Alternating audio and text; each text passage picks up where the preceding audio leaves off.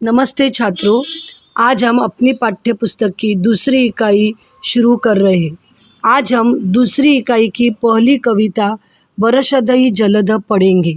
इस कविता के कवि हैं गोस्वामी तुलसीदास। प्रस्तुत पद्यांश गोस्वामी तुलसीदास रचित रामचरितमानस महाकाव्य के कृषिदा कांड से लिया गया है। यह पद्यांश चौपाई एवं दोहा छंद में है। यहाँ गोस्वामी जी ने वर्षा ऋतु में होने वाले परिवर्तनों का सुंदर वर्णन किया है।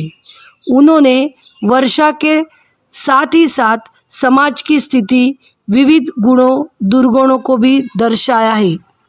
उपरोक्त प्रसंग सीता हरण के बाद का है। श्री राम लक्ष्मण सीता जी की खोज में भटक रहे हैं। सीता जी के बिना श्री राम व्याकुल है। रामचंद्र जी कहते हैं, आसमान में बादल घोर गर्जना कर रहे हैं। पत्नी सीता के न होने से मेरा मन डर रहा है। आकाश में बिजली ऐसे चमक रही है जैसे दुष्ट व्यक्ति की मित्रता स्थिर नहीं है। पहले दोहे में कवि कहते हैं कि आकाश में बादल उमड़ घुमड़ कर भयंकर गर्जना कर रहे हैं। श्री राम जी कह रहे कि प्रिया सीता जी के बिना मेरा मन डर रहा है। बिजली आकाश में ऐसे चमक रही है जैसे दुष्ट व्यक्ति की मित्रता स्थिर नहीं रही थी, यानी वह चमकती है और चमक कर लुप्त हो जाती है। बादल पृथ्वी के नज़दीक आकर मतलब नीचे उतरकर बरस रहे हैं। ठीक उसी प्रकार जैसे विद्वान व्यक्ति विद्या पाकर विनम्र हो जाता है। बूंदों की चोट पहाड़ों पर पड़ रही है। पहाड़ बूंदों के प्रहार को इस प्रकार शांत भाव से सह रहे हैं जैसे संत पुरुष दुष्टों के कटु वचनों को सह लेते हैं। छोटी नदियाँ वर्षा के जल से भरकर अपने किनारों को तोड़ती हुई आगे बढ़ती जा रही है। जैसे मामूली धन पाकर भी दुष्ट लोग इतराने लगते हैं, यानी मर्यादा का त्याग कर देते हैं। पृथ्वी पर गिरते ही पानी गंदला हो गया है, मानो प्राणी से माया लिपट गई हो। वर्षा का पानी एकत्र होकर तालाबों में भर रहा है। जैसे एक एक कर सद्गुण सज्जन व्यक्ति के पास चले आते हैं। नदी का पानी समुद्र में जाकर उसी प्रकार स्थिर हो जाता है जिस प्रकार हर जीव हरि मतलब ईश्वर को प्राप्त कर अचल हो जाता है। यह हो गया पहली चौपाई का अर्थ। अभी दोहे में कवि कह रहे, पृथ्वी घास से परिपूर्ण होकर हरी भरी हो गई है, जिससे रास्तों का पता नहीं चलता है। यह दृश्य ऐसा लगता है जैसे पाखंडी के पाखंड भरे मत के प्रचार से सदग्रंथ लुप्त हो जाते हैं। आगे के चौपाई में कवि कहते हैं कि वर्षा काल में चारों दिशाओं में मेंढकों की ध्वनि ऐसी सुहानी लगती है मानो विद्यार्थियों का समूह वेद पाठ कर रहा हो। अनेक वृक्षों में नई नई कोपलें आ गई है जिससे वे हरे भरे तथा सुशोभित हो गए हैं।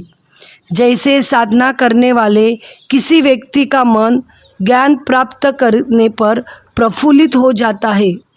बरसात के दिनों में मदार और जवासा के पौधों पत्ते से रहित हो गए हैं।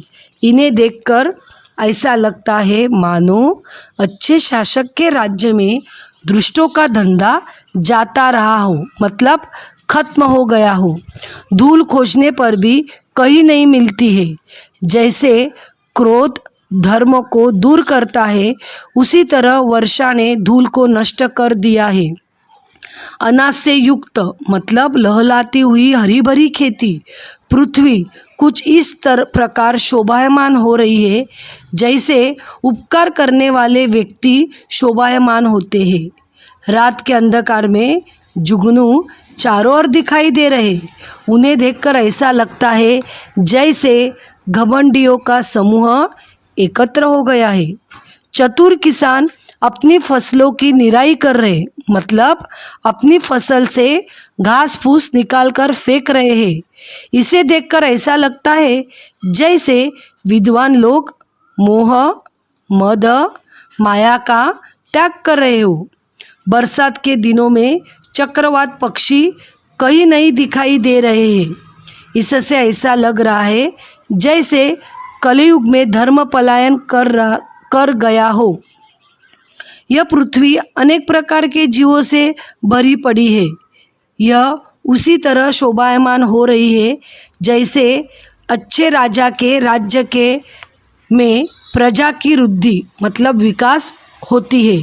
यहाँ वहाँ अनेक राही थक कर इस तरह ठहरे हुए हैं जैसे मनुष्य को ज्ञान प्राप्त होने पर इंद्रियां शिथिल हो जाती है और विषयों की ओर जाना छोड़ देती है। आखिरी दोहे में कवि कह रहे हैं, कभी कभी वायु बहुत तेज गति से चलने लगती है, इससे बादल यहाँ वहाँ गायब हो जाते हैं। यह दृश्य उसी प्रकार लगता है जैसे परिवार में कुपुत्र के उत्पन्न होने से कुल के उत्तम धर्म मतलब श्रेष्ठ आचरण नष्ट हो जाते हैं। कभी बादलों के कारण दिन में घोर अंधकार छा जाता है और कभी सूर्य प्रकट हो जाता है। तब लगता है जैसे बुरी संगति पाकर ज्ञान नष्ट हो गया हो और अच्छी संगति पाकर ज्ञान उत्पन्न हो गया हो। धन्यवाद।